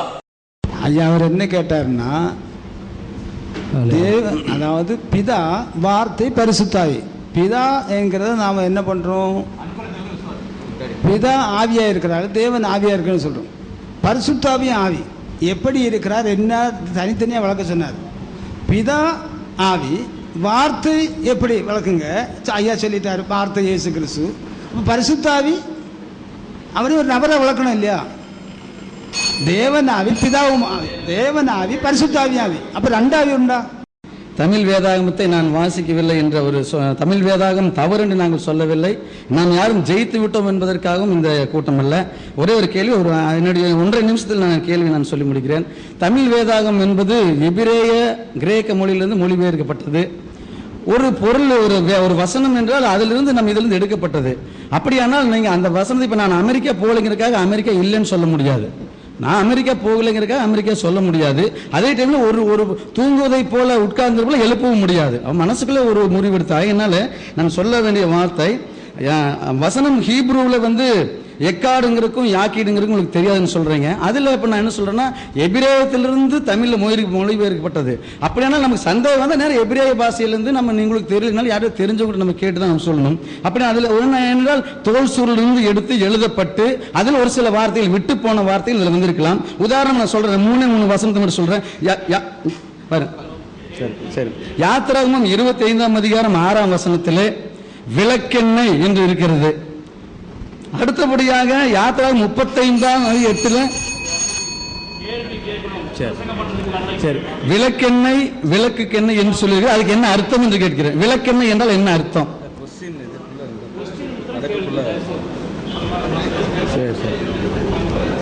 சரி, அதற்கு மட்டும் விளக்கத்தை சொல்லுங்க. அது மாறி இருக்கிறது, ஒரே பொருள் 3 விதம் மாறி இருக்கிறது, அர்த்தம் மாறலாம் என்று சொல்வதற்காக சொல்லுகிறேன். அதற்கு உங்களுக்கு பதில் என்னன்னு கேட்கிறேன். கர்த்தருடைய பரிசுத்த நாமத்துக்கு மகிமை உண்டாவதாக. ஐயா ராபின்ஸ் ஐயா பார்த்து என்னோட கொஸ்டின், காலையிலேருந்து நீங்கள் ஸ்டார்டிங் இட் செல்ஃபு உங்களோட டாக்டரினை சொல்லப்போ என்ன சொன்னீங்க அப்படின்னாக்கா, ஸோ இந்த சந்ததியை பற்றி எக்ஸ்பிளைன் பண்ணீங்க. ஆபிரகாமிட்டிருந்து வாக்குத்தத்தம் பண்ணப்பட்ட சந்ததி அவருக்கு வந்து தேசத்தை கொடுப்பேன் அப்படின்னு, அந்த சந்ததி கிறிஸ்து அப்படின்னு சொல்லி கொடுத்தீங்க. ஆபிரகாமுக்கு வாக்குத்தத்தம் என்ன கொடுத்தாங்க? தேசத்தை தருவேன் அப்படின்றதான் வாக்குத்தத்தம். அந்த தேசம் கடைசியாக நீங்கள் எதை கோட் பண்ணி கொண்டு வந்து நிறுத்திருக்கீங்க அப்படின்னா கிறிஸ்துக்கு அப்படின்றது. ஸோ ஆபிரகாம்கிட்ட சொன்னப்பட்ட தேசத்தின் வாக்குத்தத்தம் கிறிஸ்துவுக்கு தேசத்தை கொடுப்பேன் அப்படிங்கிறது தான் நீங்கள் சொல்ல வரதோட நோக்கமா அப்படின்றது என்னோட கொஸ்டின். அங்கே ஆதியாகமம் 2ஆம் அதிகாரம் 7ஆம் வசனத்தில் என்ன சொல்கிறார் என்றால், உன் சந்ததிக்கு தேசத்தை கொடுப்பேன் என்று. அந்த சந்ததிகளில் ஈசாக்கானாலும் சரி, யாக்கோவானாலும் சரி, அவர்களுக்கு எல்லாருக்குமே என்ன சொல்லுறான், சந்ததிக்கு மீண்டும் அந்த அது முடியவில்லை. உன் சந்ததிக்கு கொடுப்பேன், சந்ததிக்கு கொடுப்பேன் தான் சொல்லி வருகிறார். அங்கே எதை குறித்து இன்னொன்று ஆதியாகமம் 22:18 உன் சந்ததிக்கு, உன் சந்ததிக்குள் பூமியில் உள்ள சகல ஜாதிகளும் ஆசீர்வதிப்பான். அங்கே ஈசாக்குன்னா ஈசாக்கின் சந்ததி, இந்த சந்ததிக்கு தான் தேசம். ஆனால் அங்கே என்ன சொல்ற, அந்த சந்ததி என்கிறத இந்த இயேசு வைப்பதற்காக என்ன சொல்லி வர்றாருன்னா, உன் சந்ததிக்குள் பூமியில் உள்ள சகல ஜாதிகளும் ஆசீர்வதிக்கப்படும். அப்ப யாரு இன்னைக்கு எந்த ஜாதியானாலும் அத்தனை ஜாதியும் ஒரே ஜாதியாக இயேசு கிறிஸ்துக்குள் தான் வந்து முடிவடைகிறது. இதைத்தான் அங்கே சொல்லுகிறார் சந்ததி என்பது. அப்போ சந்ததி என்று சொல்வது இயேசு கிறிஸ்துவை குறித்து தான் அங்கே சுட்டி காட்டினார். அதைத்தான் பவுல் அப்போஸ்தலன் மூலம் ஆவியானவர் சொன்னார், அந்த சந்ததி கிறிஸ்துவே. என்னுடைய அபிப்பிராயம் சொல்லவில்லை. கலாத்தியர் 3:16 ஆபிரகாமுக்கும் அவருடைய சந்ததிக்கும் வாக்குத்தத்தம் பண்ணப்பட்டன. சந்ததிகளுக்கு என்று அநேகரை குறித்து சொல்லாமல் உன் சந்ததிக்கு என்று ஒருவனை குறித்து சொல்லி இருக்கிறார், அந்த சந்ததி கிறிஸ்துவே. அப்படியான கிறிஸ்துவுக்கு தான் தேசத்தை சொல்லுகிறார். அந்த கிறிஸ்துவுக்கு தான் தேசம் சொந்தம். அவருடைய பிள்ளை வருகிறவர்களுக்கு மட்டும்தான் தேசம் சொந்தம். மட்டுமல்ல, எபேசியர் 5:5 சொல்லுகிறது, தேவனுடைய ராஜ்யமாகிய கிறிஸ்துவின் ராஜ்யம். அப்படியே ராஜ்யம் என்பது கிறிஸ்துவின் ராஜ்யம் தான். இந்த அதாவது சந்ததி என்பது கிறிஸ்துவை தான் கொண்டு வைக்கிறார்கள். ஈசாக் என்பது கிறிஸ்து தான் கொண்டு வைக்கிறார்கள். ஆபிரகாமுக்கு தேசத்தை தருவேன் அப்படின்னு சொல்லி கொடுத்துருக்காரு இல்லைங்களா? அந்த தேசத்தை சொன்ன வாக்குத்தத்தம் பண்ண தேசத்தை இப்ப கிடைச்சிருச்சா இல்லையா? அந்த தேசத்தில் வாக்குத்தத்தம் எது? கானான் தேசத்தை கானான் தேசத்தை சுட்டி காட்டுகிறார். கானான் தேசத்தை இவங்க அத்தனை பேரும் இழந்து போறாங்க. அந்த தேசத்தை சுதந்திரிச்சிட்டாங்களா? 127 நாடுகளில் சிதறி போறாங்க. அப்படின்னா கானான் தேசத்தை அல்ல அவர் வாக்குத்தத்தம் கொடுக்கிறது. சரி, பரம கானானை தான் கொடுக்கிறார். அதுக்கு நிழலா தான் அங்க வைக்கிறார். அப்படி இருக்கும்போது இங்கே வந்து இயேசு கிறிஸ்துவை சுட்டி காட்டி இயேசு கிறிஸ்துவின் ராஜ்யத்தை சொல்றார். அப்ப வாக்குத்தத்தம் என்பது இயேசு கிறிஸ்து, அதாவது அல்லது சபை குறித்து இல்ல. பரம கானான் அப்படின்றது உங்களோட அசம்ஷன் அல்ல, சரிங்களா? அங்க அல்ல, இயேசு கிறிஸ்து வந்து அதைத்தான் சொன்னார். இயேசு கிறிஸ்து வந்து அந்த யோவான் சுவிசேஷத்தில் பார்க்கிறோம் 8ஆம் அதிகாரம் 18வது வசனத்துல நியாயப்பிரமாணத்தை சுட்டி காட்டுறார். நீங்களும் காலைல சொன்னீங்க 2-3 சாட்சிகளால காரியங்கள் நிறைவேறப்படும்னு. இயேசு கிறிஸ்து சொல்றாரு, நான் என்னை குறித்து சாட்சி கொடுத்தா சரியா இருக்கும்னாரு. அவர் கொடுத்திருந்தா நிச்சயமா சரியா இருக்கும். என் பிதாவும் என்னை குறித்து சாட்சி கொடுக்கிறான்னு சொன்னா எப்படி 2 சாட்சி நிச்சயமா இல்லாட்டினா இயேசு நியாயப்பிரமாணத்தை நீ மீறினான்னு ஒத்துக்கணும். ஏன்னா ஒரு சாட்சியை சொல்லிட்டு நானே பிதாவாகவும் இருந்தேன், நானே இயேசுவாகவும் இருந்தேன், நாங்கள் 2 பேரும் ஒன்னா இருந்துட்டு ஒரே சாட்சியை கொடுத்தோம்னா அது ஒரு சாட்சி ஆயிரும். நியாயப்பிரமாணத்தை இயேசு மீறினதாயிரும். மீறினாரா நிறைவேற்றினாரா? அவங்க 2 பேர் சாட்சி 2ஆ 1ஆ? அது மட்டும் எனக்கு சொல்லுங்க. அருமையான கேள்வி. சாட்சி எதற்கும் 2 3 சாட்சி வேண்டும். இப்போ மத்தேயு சுவிசேஷம் 1ஆம் அதிகாரம் 1ஆம் வசனத்தில் இயேசு கிறிஸ்துவை தாவீதின் குமாரன்னு சொல்லியிருக்கிறது, ஒரு சாட்சி. அதே மத்தேயு சுவிசேஷம் 13ஆம் அதிகாரம் 55ஆம் வசனத்தில் தச்சனுடைய குமாரன் அல்லவா, மரியாளுடைய மகன் அல்லவா, யோசேப்புடைய சகோதரன் அல்லவா. இங்கே மனிதனாகத்தான் சொல்லி இருக்கிறது, தேவனாக சொல்லவில்லை. 2 சாட்சி. இயேசு கிறிஸ்துவே தானே சொல்லுகிறார், மனுஷனாக என்னை கொலை நீங்கள் இதுவரையிலும் இயேசுவை தேவன் தேவன் சுட்டி காட்டினீர்கள். இங்கே நான் மனுஷனாகவும் சுட்டி காட்டினேன். இயேசு கிறிஸ்துவை மனிதனாகவும் தேவனாக அறிய வேண்டும். 3 சாட்சியை கேட்டீர்கள். இங்கே யோவான் 8ஆம் அதிகாரம் 40ஆம் வசனத்தில் மனிதனாகிய தேவனிடத்தில் கேட்டு உங்களிடத்தில் சொல்லுகிற மனிதனாகிய என்னை நீங்கள் கொலை செய்ய தேடீர்கள். இப்ப ஒரு மனிதனா தேவனா? இங்கே இவரை மனிதனாக சொல்லி, நான் சொன்ன 3 மனுஷனாக. ஞானஸ்நானம் பெற்று கரையேறின யோசேப்பின் குமாரன் என்று அறியப்பட்டார் என்றால் லூக்கா சுவிசேஷம் 1ஆம் அதிகாரம் 23ஆம் வசனம் சொல்லுகிறது. இப்ப மனுஷனா தேவன்? அந்த சாட்சியை வைத்து பார்க்கும்போது நீங்க எனக்கு பதில் தான் சொல்லணும். என்ன சாட்சி? நியாயப்பிரமாணத்தை சுட்டி காட்டார் 8ஆம் அதிகாரத்தில் வாசிக்க. அவர் என்ன சாட்சி? நியாயப்பிரமாணத்தையும் தீர்க்க தரிசனத்தையும் நிறைவேற்றவே வந்த என்று மத்தேயு 5ஆம் அதிகாரம் 17ஆம் வசனம் சொல்லுகிறார். நியாயப்பிரமாணத்தின் தீர்க்க தரிசனம் நிறைவேற்றும்படிக்கு. அப்ப நியாயப்பிரமாணத்தின் தீர்க்க தரிசனம் என்ன எழுதி இருக்குது? அந்த சத்தியம் அது அத்தனையும் இவர் நிறைவேற்றுகிறார். நீங்க அவங்க பழைய ஏற்பாட்டில் படிச்சீங்கன்னா நித்திய கட்டளைன்னு இருக்கும். எங்க பஸ்கா முறையுமே நித்திய கட்டளை, ஆசாரித்துவம் நித்திய கட்டளை, உடன்படிக்கை நித்திய கட்டளை. இந்த கட்டளை யாரு நிறைவேற்றினது? மனுஷனா சொல்லி இருக்கு. மனுஷனா தேவனா? இவர் மனுஷன். நீங்க இப்ப அவர் இயேசுவே சொல்றாரு, மனிதகுமாரன் இழந்து போதே தேட வந்திருக்கிறார். நீங்க அவரை மனுஷகுமாரன் சொல்ற, தேவனகுமாரன் சொல்றீங்களா? வசனத்திலே சாட்சியம் சொல்றேன். எங்களுடைய வேத ஆதாரத்தின்படி நம்ம சொல்றது என்னன்னா, ஒரு பூமியில் இருக்கும் பொழுது தேவத்துவத்தை மனுஷத்துவத்துக்குள்ளாக வைத்திருந்தார் என்றதான் நம்ம சொல்றோம். தேவத்துவத்தை ஒரு மனுஷத்துவத்துக்குள்ளாக வைத்திருந்தார். இதுல எந்த மாற்றம் இல்லை. ஆனால் இப்ப கேள்வி பிதாவும் இயேசுவும் ஒருவரான கேள்வி.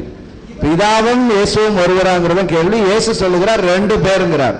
இயேசுவே 2 பேர்னு சொன்னதுக்கு பிறகு நீங்க எப்படி அதை மாத்தி சொல்ல முடியும்? அதுதான் கேள்வி.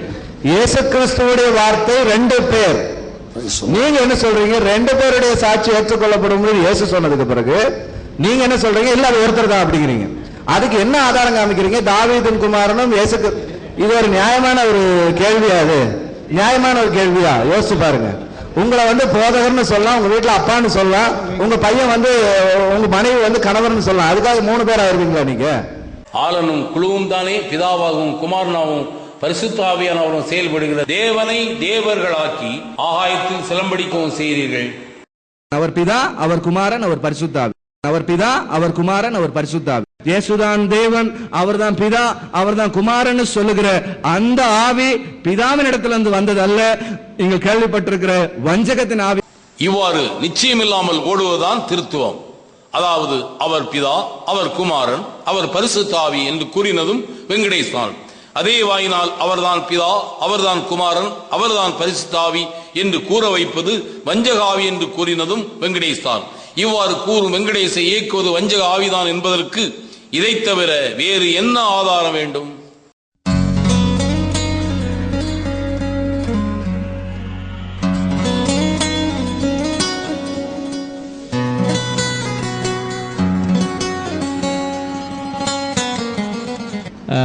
எல்லாரும் நீங்கள் பொறுமையாக கேட்டீர்கள். ரொம்ப எனக்கு சந்தோஷம் என்னன்னா, நீங்கள் இடையூறு பண்ணாதபடி நல்ல அருமையாக ஒத்துழைத்தீர்கள். அதனால ரொம்ப சந்தோஷம். கர்த்தர் உங்களை ஆசீர்வதிப்பார். விவாதம் என்று வந்துவிட்டாலே சத்தியத்தையும் பொய்யையும் ஜனத்திற்கு தெளிவுபடுத்தும் கட்டாயம் சத்திய சபையாருக்கு வந்துவிடுகிறது.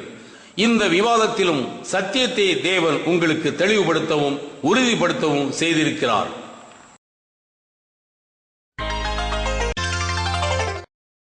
இப்போ இந்த விவாதத்தினுடைய போன விவாதத்தை குறித்து அவர்கள் வெளியிட்டதான இந்த டிவிடியில அவர்கள் முழு விவாதத்தை அவர்கள் வெளியிடவில்லை. இன்னைக்கால ஐயா சொல்லிட்டார், நான் கருத்துக்களை எல்லாம் அப்படியே வச்சிருக்கேன், எனக்கு கொஞ்சம் இல்லாதெல்லாம் ஒரு 3.5 மணி நேரத்து வரணுன்றக்காக கட் பண்ண. ஆனா அவரு அப்படி கட் பண்ணல. நிறைய நாம் சொன்னதான அநேக கருத்துக்களை அவர் இது பண்ணியிருக்காரு, கட் பண்ணியிருக்காங்க.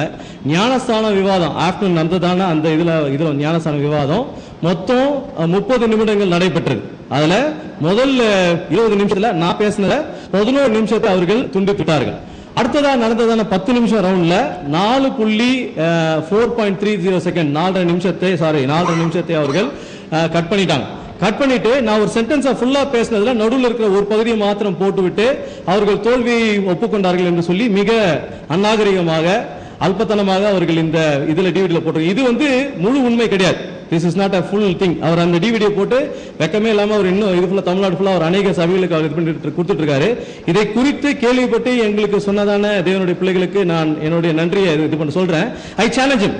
ஒருவேளை நான் அப்படியே உண்மையதான் போட்ட கர்த்தர் முன்னே அப்படியே இதை போட்டா கிளீனா போட்டா we can have another debate. அவர் செஞ்ச காரியங்களை எடுத்து வைத்து எந்தெந்த பகுதியில் இது பண்ணன்றத அதை கட் பண்ணாங்கன்றத எடுத்து பார்த்த போது we were able to put a book, ஒரு புத்தகம் மாதிரி போட்டிருக்கோம். அவ்வளவு விஷயத்தை அவங்க இது பண்ணிருக்காங்க, கட் பண்ணிருக்காங்க. அவையெல்லாம் தேவையில்லாத விஷயம். கட் பண்ணி இருப்பதை தொடர்ந்து பாருங்கள். பார்வையாளர்களின் கேள்விகளையும் பதில்களையும் கட் பண்ணி இருப்பதை வெளியிடவில்லை, ஏனெனில் அது தேவையில்லை. கிறிஸ்துவ உலகிலே இன்றைக்கு கவலைப்படுவதற்கு சபைகள் இல்லை. இன்றைக்கு எல்லாரும் ஆசீர்வாதத்துக்கு பின்னாடி போக ஆரம்பிச்சிட்டாங்க. அநேக காரியங்கள் பின்னாடி போக ஆரம்பிச்சிட்டாங்க. அதனால பாத்தீங்கன்னா இன்றைக்கு ஆசீர்வதிக்கப்படுவதற்கு 5 வழிகள். இதெல்லாம் உங்களுக்கு நீங்கள் அதை லட்சாதிபதி ஆவதற்கு 6 ரகசியங்கள் சொல்லி வச்சோம்னா ஒரு ஹால்ஃபுல்லா people to come and listen. ஆனால் இதை பத்தி திருத்துவத்தை குறித்து அதுக்கப்புறம் பொருத்துவத்தை குறித்தோ அறிந்து கொள்வதற்கோ அதை குறித்து இது பண்ணுறதுக்கோ பேசுறதுக்கோ இன்றைக்கு கிறிஸ்தவ உலகிலே இன்றைக்கு ஆட்கள் இல்லை, சபைகள் இல்லை. அதனால இன்றைக்கு ஐயா நாம் இன்றைக்கு இந்த முக்கியமான தலைப்பை குறித்து செய்யக்கூட இந்த கலந்துரையாடல் நிகழ்ச்சி தேவனுடைய ஆசீர்வாதம் என்று சொல்லி நான் பண்றேன். யோவான் 3ஆம் அதிகாரம் 14ஆம் வசனம் 17ஆம் வசனம். தேவன் தம்முடைய ஒரே பேரான குமாரனை விசுவாசிக்கிறவன் எவனோ அவன் கெட்டு போகாமல் நித்திய ஜீவனை அடையும்படிக்கு அவரை தந்தருளி இவ்வளவாய் உலகத்தில் அன்பு கொடுத்தார். உலகத்தில் ஆக்கினைக்குள்ளாக தீர்க்கும்படி தேவன் தம்முடைய குமாரனை உலகத்தில் அனுப்பாமல் அவராலே உலகம் ரட்சிக்கப்படுவதற்காகவே அவரை அனுப்பினார். சரி, நம்ம எத்தனை வாசம் 39 வாசம்.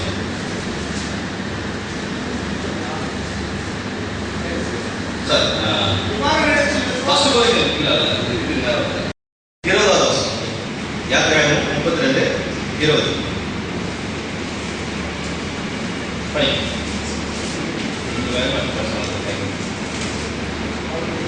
அவர்கள் உண்டு பண்ணின கன்றுக்குட்டியை எப்படி 33:20 நீ என் முகத்தை காண மாட்டாய், ஒரு மனுஷனையும் என்னை கண்டு உயிரோடு இருக்கக்கூடாது. சாரி, நான் இது 33 2 வார்த்தை சம்பந்தம் 2 வார்த்தை எடுத்து அதே வார்த்தை இருக்கலாம் கனெக்ஷன் பண்ணி காமிச்சா பைபிள் எதை வேண்டுமானாலும் பேசலாம். நான் இப்படி சொல்றேன். ஏசி புத்தகத்துல 14ஆவது அதிகாரம் 12ஆவது இதுல பாத்தீங்கன்னா வசனத்துல பாத்தீங்கன்னா விசுவாசத்தை குறித்து சொல்லும் போது அவனை விடிவெளி நட்சத்திரம் என்று சொல்லி சொல்லப்பட்டிருக்கிறது. அதுக்கு வெளிப்படுத்தின விசேஷத்தை 22ஆவது அதிகாரத்துல 14ஆவது வசனத்துல அதே விடிவெளி நட்சத்திரமாக இயேசு கிறிஸ்து சொல்லப்படுற நான் அந்த வசனத்தையும் இது ரெண்டு காமிச்சு அதனால விசுவாசம் தான் இயேசு கிறிஸ்து சொல்ல முடியுமா? இல்ல. நான் இப்படி சொல்றேன். விசுவாசம் சொல்லும் போது சொல்றாரு அவன் எப்படி இருக்கிறான்? கட்சிக்கிற சிங்கம் போல இருக்கிறான். ஆண்டவருக்கு சொல்லும் போது அவரு சிங்கம் சொல்ற. அதனால நான் சொல்றேன் இவரு சிங்கம் அதுவும் சிங்கமோ அவரெல்லாம் சொல்ல முடியுமா? சம்பந்தம் இல்லாத 2 வசனங்களை காமிச்சு விளக்கணும் பைபிள் எதை வேண்டுமானாலும் சொல்லலாம். இப்படிலாம் இருக்கு. நான் சொல்றேன் தேவனுடைய பங்கத்தன்மையை குறித்து சொல்லும் போதெல்லாம் தேவன் ஒருவரே அப்படின்னு சொல்லி கேட்டா பதில் எப்படி I can just connect but I showed you evidences ஸ்ட்ராங்கா எடுத்து உங்களுக்கு காண்பித்து கொடுத்தேன் என்று சொன்னேன். ஒரே ஒரு சின்ன ஒரு சஜஷன் பண்ண I have no right to tell. He has got a right to his opinion. ஐயா நினைத்தது சொல்வதற்கு அதுக்கப்புறம் இங்கே அது விவாதத்துல டைம் இருக்கு. நம்ம யாரும் அவங்க டிஸ்டர்ப் பண்ண முடியாது, அவங்க யாரும் நம்ம டிஸ்டர்ப் அவங்க கேட்கலாம், அவங்க சொல்றது ரெக்கார்ட் பண்றதுக்கு எல்லாரும் டைம் இருக்கு. பட் ஐயாக்கு ஒரே சஜஷன் இந்த சார்ட்ல அது இயேசு கிறிஸ்துவோட இருக்க ஒரு படம் போடுறது அதுக்கப்புறம் விக்கிரக ஆராதனை இயேசு கிறிஸ்து அப்படிதான் இருந்தாருன்றதுக்கான ஆதாரம் எங்கேயுமே இல்லை. ஹோல் பைபிள் இல்ல. இயேசு கிறிஸ்து சொன்னாரு என்னை யாருக்கு ஒப்பிடுவீர்கள்? அவருக்கு நிகரான ஒரு ஓவியமோ சொற்பமோ எதையும் செய்ய வேண்டாம் என்று சொல்லி சொன்னார். சார்ஜ் போட்டு காட்டுறது நல்லது. ஆனா படங்கள் போட்டு இயேசு கிறிஸ்து தான் வந்தாரு அது தாடி வச்சுட்டு ஒருத்தர காரணத்தை இல்லை. நான் சொல்றேன் மைக்கேல் ஆஞ்சலோ ரோமன் கத்தோலிக்க சபையில யாரு ஓப்பனால சொல்லப்பட்டு அவரால வரையப்பட்ட படம் தான் அந்த படம். அதனால அது இயேசு கிறிஸ்து பிதாக்கள் இது ஒரு இப்படி இருக்கான்னு சொல்லிட்டு அந்த இவர் காமிச்சதோ இல்லை. தாடிக்கார காமிச்சு இவர் இயேசு சொல்றத அவாய்ட் பண்ணிட்டா நல்லது. பிதாவை குறித்து சொல்லும்போது பிதாவுடைய நித்தியத்தன்மையை குறித்து யாக்கோபிலே வாசிக்கிறோம். யாக்கோபு 1 அதிகாரம் 7 ஜேம்ஸ் 1:7. அப்படிப்பட்ட மனுஷன் தான் கர்த்தரிடத்தில் எதையாகிலும் பெறலாம் என்று நினையாதிருப்பானாக. 6 ஆனாலும் அவன் எவ்வளவாயிலும் சந்தேகப்படாமல் விசுவாசத்தோட கேட்க கடவன். சந்தேகப்படுகிறவன் காற்றினால் அடிபட்டு அலைகிற கடலின் அலைக்கு ஒப்பாய் இருக்கிறான். அப்படிப்பட்ட மனுஷன் தான் கர்த்தரிடத்தில் எதையாகிலும் பெறலாம் என்று நினையாதிருப்பானாக. சரி, இப்போ நான் அடுத்ததாக பார்ப்போம். அதுக்கு குமாரனுடைய நித்தியத்தன்மை குறித்து அடுத்ததாக பார்க்கிறோம். திருப்பி கொள்ளுங்கள் கலாத்தியர் 1 அதிகாரம் 6 வசனத்திலிருந்து 9 வரை. உங்களை கிறிஸ்துவின் கிருபையினாலே அழைத்தவரை நீங்கள் இவ்வளவு சீக்கிரமா விட்டு வேறொரு சுவிசேஷத்துக்கு திரும்புவதை பற்றி நான் ஆச்சரியப்படுகிறேன். வேறொரு சுவிசேஷம் இல்லையே. என்ன சொல்றது? வேற ஒரு சுவிசேஷம் இல்லையே. சிலர் உங்களை கலகப்படுத்தி கிறிஸ்துவனுடைய சுவிசேஷத்தை பொருட்ட மனதாயக்காரர்கள் அல்லாமல் வேறு அல்ல. விருத்த சேதனம் என்று சொல்லப்படுகின்ற அந்த கிரியையை கொண்டு கிருபையின் அடிப்படையிலான சுவிசேஷத்தை கூட சேர்த்தவனால அப்போஸ்தலனாகிய பவுல் அது ஆண்டவர் ஏற்கனவே சொன்னதான பவுலன்னு சொன்னாரு. கிருபையினால விசுவாசத்தை கொண்டு ரட்சிக்கப்பட்டிருக்கிற எந்த ஒரு ஸ்டோரி ஆண்டவர் சொன்னதாதான் நானும் இது சொல்ல போறதாதான் என்று சொல்லிட்டு இதை வேற யாரும் வந்து சேர்த்தா அது வேற ஒரு சுவிசேஷம். வேற ஒரு சுவிசேஷம் இல்லையே. சொல்லி ஒன் காஸ்பல். சொல்லி ஒன் காஸ்பல். ஒரே ஒரு என்னதான் சுவிசேஷம் சரிதான் உண்டு. அப்போ சொல்ல வேற ஒரு சுவிசேஷம் இல்லையே. அப்படி நாங்கள் உங்களுக்கு பிரசங்கித்த யார் பத்தி பேசுறது? அவர்களும் அவரோடு கூட இருந்ததான அந்த நாட்களிலே வாழ்ந்ததான மற்ற அப்போஸ்தலர்கள் சொன்னாங்களாவது சுவிசேஷத்தை அல்லாமல் நாங்களாவது வானத்திலிருந்து வருகிற ஒரு தூதனாவது இருந்தாலும் பரவாயில்லை. வேறொரு சுவிசேஷம் உங்களுக்கு பிரசங்கித்தால் வேற ஒரு சுவிசேஷம், அதாவது பவுல் அப்போஸ்தலனாகிய பவுல் இந்த கிருபையின் அடிப்படையிலே விசுவாசம் கொண்டு ரட்சிக்கப்பட வேண்டும் என்று சொன்ன அந்த சுவிசேஷத்தை விட்டு வேற ஒரு சுவிசேஷத்தை உங்களுக்கு பிரசங்கம் பண்ணா அவன் சபிக்கப்பட்டவனாய் இருக்க கடவன். Curse is placed on those who act in the gospel.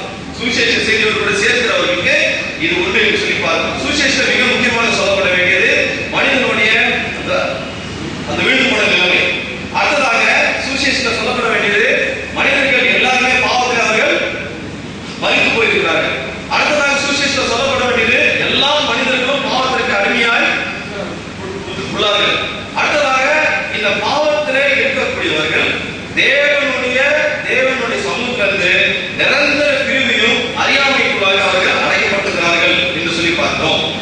இந்த சுவிசேஷம் சரி இப்ப என்ன பண்ண கொண்டு வந்திருப்பாங்க 15ஆம் அதிகாரம் செகண்ட் வசனம் படிங்க. நான் உங்களுக்கு பிரசங்கித்த பிரகாரமாய் இப்பதான் சுவிசேஷம் என்ன சொன்னது? நான் உங்களுக்கு பிரசங்கித்த பிரகாரமாய் நீங்கள் அதை கை கொண்டிருந்தால் அதனாலே நீங்கள் ரட்சிக்கப்படுவீர்கள். மற்றபடி உங்கள் விசுவாசம் விருதாவாய் இருக்குமே. நான் அடைந்ததும் உங்களுக்கு பிரதானமாய் ஒப்புவித்ததும் என்னவென்றால் கிறிஸ்துவானவர் வேத வாக்கியின்படி நமது பாவங்களுக்காக மரித்து அடக்கம் பண்ணப்பட்டு வேத வாக்கியின்படி 3ஆம் நாளில் உயிர்த்தெழுந்து தேவாவுக்கும் ஒன்று கிறிஸ்துவானவர் எங்க வேத வாக்கியங்கள்ல எங்க பழைய பாட்டுல முழுதுமாக மேசியா என்று அழைக்கப்பட்டதான இந்த மேசியாவை குறித்ததான தீர்க்கதரிசனத்தின் அடிப்படையிலே இவர் நமது பாவங்களுக்காக மரித்து அடக்கப்பட்டு 3ஆம் நாள்ல வேத வாக்கியங்களின் அடிப்படையில் அவர் உயிர்த்தெழ வேண்டும். இந்த செய்தி அதாவது அவர் வந்தால் உயிர்த்தெழுந்தார்ன்றத நம்புகிறவர்கள் ரட்சிக்கப்படுவார்கள். இல்லைன்னா உங்களுடைய விசுவாசம் விருதவா இருக்கும் என்று சொல்லி சொல்றதை பாருங்க. இப்போ நல்லா கவனிங்க. ரட்சிக்கப்படுவதற்கு என்ன செய்யணும்ன்றதை பார்க்கலாம். நான் ஒரு சில வித்திமட்டாக்கும் பசங்கள் மதம் இருக்காங்க. ரோமர் 4ஆம் அதிகாரம் 3ஆம் வசனம். ரோமர் 4:3. வேத வாக்கியம் என்ன சொல்லுகிறது? ஆபிரகாம் தேவனை விசுவாசித்தான். ஆபிரகாம் தேவனை விசுவாசித்தான், அது அவனுக்கு நீதியாக எண்ணப்பட்டது என்று சொல்கிறது. சரி, இப்போ 5ஆம் அதிகாரம் அது ஃபர்ஸ்ட் வசனம் படிங்க. நாம் விசுவாசத்தினாலே நீதிமான்கள் ஆக்கப்பட்டிருக்கிறபடியா நம்முடைய கர்த்தராகிய இயேசு கிறிஸ்து மூலமாய் தேவனிடத்தில் சமாதானம் பெற்று இயேசு கிறிஸ்து மூலமாய் விசுவாசிக்கிறதுனால இயேசு கிறிஸ்து மூலமாய் தேவனிடத்திலே சமாதானம் பெற்றிருக்கிறோம். God will not judge who with whom he has peace. தேவன் ஒரு மனுஷனோடு கூட சமாதானம் இருக்கும்னு சொல்லிச்சுன்னா தேவன் அவர்களை நியாயம் தீர்க்க மாட்டார். இதை நியாயம் தீர்ப்பு தப்பித்துக் கொள்வதற்கு இங்க என்ன சொல்லுது பைபிள்? விசுவாசத்தினுடைய அடிப்படையில மாத்திரம் தான் இது நடைபெற வேண்டும் என்று சொல்லி பார்த்தோம். திருப்பியுள்ளது கலாத்தியர் 3ஆம் அதிகாரம் 8வது வசனம். கலாத்தியர் 3:8. மேலும் தேவன் விசுவாசத்தினாலே புறஜாதிகளை நீதிமான்கள் ஆக்குகிறார் என்று வேதம் முன்னாக கண்டு உலகோடு சகல ஜாதிகளும் ஆசீர்வதிக்கப்படும் என்று ஆபிரகாமுக்கு சுவிசேஷமாய் முன்னறிவித்தது. ஆபிரகாமுக்கு சுவிசேஷமாய் முன்னறிவித்தது. ஆபிரகாம் விசுவாசத்தினாலே தேவன் அவனை நீதிமானாக கண்டார் என்று சொல்லி பார்த்தோம். இப்ப திருப்பி பண்ணலாம், படிக்கலாம். ரோமர் 4ஆம் அதிகாரம் 5வது வசனம். ரோமர் 9:30. ரோமர் 9:30. யோவான் 5:24. கலாத்தியர் 2:14.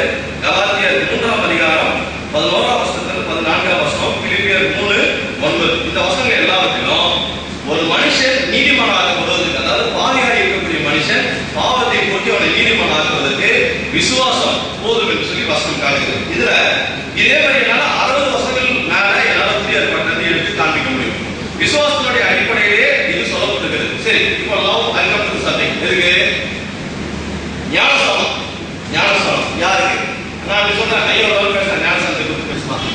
மேசியா என்று ஏற்றுக்கொள்ளப்பட்ட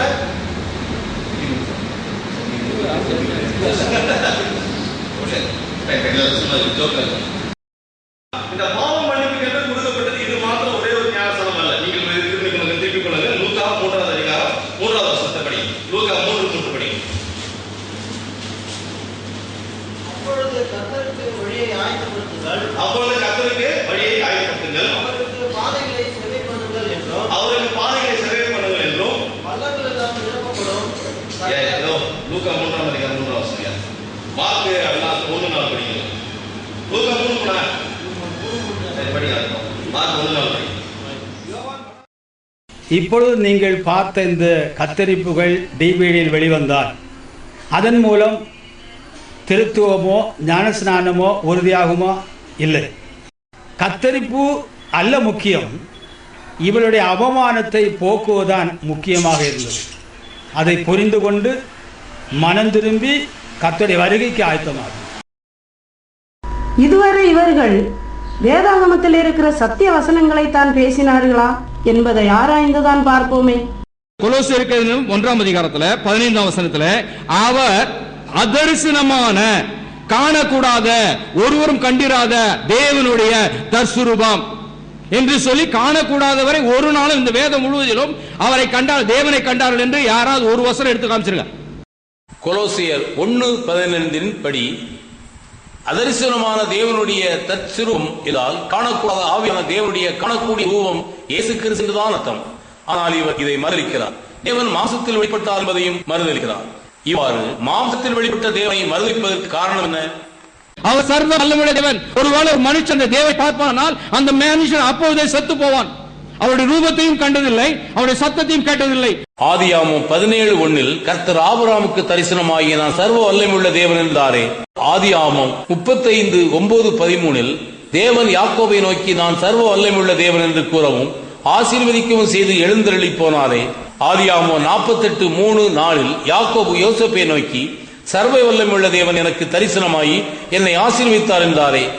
எபிரேயர் 1:1-2 படி பூர்வ காலங்களில் பங்கு பங்காகவும் வகை வகையாகவும் ஆபிரகாம், ஈசாக்கு, யாக்கோபு, மோசே போன்றவர்களும் ஏசாயா, மீகா, தானியேல் போன்ற தீர்க்கதரிசிகள் மூலமாய் பிதாக்களுக்கும் திருவுளம் பற்றின தேவன்தான் இந்த கடைசி நாட்களில் குமாரன் மூலமாய் நமக்கு அல்லது அப்போஸ்தலர்களுக்கு திருவுளம் பற்றினார் என்று எழுதியிருக்கிறது. அவர்கள் யாருமே சாகவில்லையே, செத்து போவார்கள் என்றும் சத்தத்தை கேட்கவில்லை என்றும் கூறவும் செய்கிற இவர் யாருடைய வேலையாள்? ஆதாமை சிருஷ்டித்த போது தேவனாய கர்த்தர் தான் ஆதாமை சிருஷ்டித்தார், தேவன் சிருஷ்டிக்கவில்லை. ஆதாம் தேவனால் உண்டானவன் என்றும் தேவன்தான் மனுஷனை செம்மையானவராக உண்டாக்கினார் என்றும் தேவன் மனுஷனை தேவ சாயலாக உண்டாக்கினார் என்றும் ஆதியிலே மனுஷரை ஆணும் பெண்ணுமாக உண்டாக்கினவர் தேவன்தான் என்றும் எழுதியிருக்கிறது. இதை இவர்கள் மறுப்பதற்கு காரணம் என்ன? பிள்ளைகள் மாம்சத்தையும் இரத்தத்தையும் உடையவர்களாய் இருக்கவும் அவரும் அவர்களைப் போல மாம்சத்தையும் இரத்தத்தையும் உடையவரானார். தேவனை பார்க்க முடியாது, அவர் மாம்சத்தில் வெளிப்படவில்லை, அவர் பிதா அனுப்பின கிறிஸ்து என்று கூறினவர் இப்போது மாம்சமும் இரத்தமும் இல்லாதிருக்கிற பிதாதான் பிள்ளைகளைப் போல மாம்சத்தையும் இரத்தத்தையும் உடையவரானார் என்றும் கூறுகிறார். அப்படியானால் மாம்சத்தையும் இரத்தத்தையும் உடையவரான பிதாவை பார்த்தார்களா? பலிகளை ஏற்றுக்கொண்டார், புறப்பட்டு போய்விட்டார். அந்த தேவன் ஆகிய கர்த்தர் தான் இந்த பூமியிலே ஒரு மனுஷர் கன்னிமரியாள் இடத்துல பரிசுத்த ஆவியினாலே அவள் கர்ப்பவதியாகி அவர் இயேசு கிறிஸ்துவை மனுஷனை பெற்றார் என்று பார்க்கிறோம். தேவனாகிய கர்த்தர் தான் பூமியிலே மரியாள் மூலம் மனுஷ ரூபம் எடுத்தார் என்கிறார். தேவனாகிய கர்த்தர் யார்?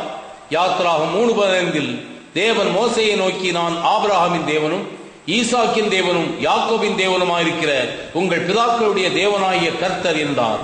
இவ்வாறு தேவன்தான் தேவனாகிய கர்த்தர் என்று தேவனே கூறியிருக்க இந்த சத்தியத்தை புரட்டுகிற இவரை இயக்குகிற ஆவி தேவனுடைய ஆவியா? தேவனுடைய உபதேசத்தை தான் இயேசு கிறிஸ்து பிரசங்கித்தார். இயேசு கிறிஸ்து பிரசங்கித்த உபதேசத்தை தான் அப்போஸ்தலர்கள் பிரசங்கித்தார்கள். அப்போஸ்தலருடைய உபதேசத்தை தான் உலகம் எங்கும் இருக்கிற மனவாட்டி சபை பிரசங்கித்துக் கொண்டிருக்கிறது.